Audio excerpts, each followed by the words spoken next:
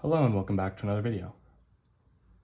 In this problem, we're told that many physical quantities are connected by inverse square laws, that is, by power functions of the form f of x is equal to kx to the negative 2. In particular, the illumination of an object by a light source is inversely proportional to the square of the distance from the source. Suppose that after dark you are in a room with just one lamp. You are trying to read a book. The light is too dim, so you move halfway to the lamp.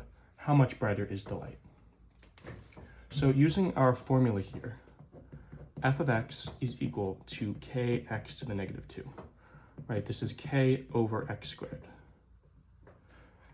Let's say when we are starting off, we are d distance away.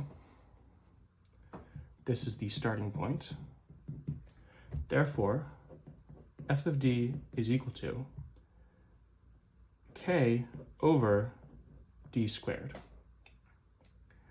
And let's just call this value a for use later. Then we move halfway to the lamp. So we end up at d over 2 distance away. So f of d over 2 is equal to k over d over 2 squared. This is equal to k divided by d squared over 2 squared, which is 4. We can multiply the numerator and the denominator by 4.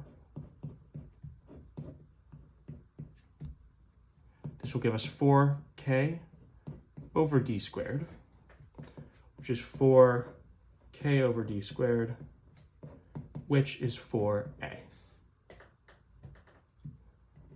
So the brightness at the start is a, and it becomes 4a. So it is 4 times brighter if you move half the distance to the lamp.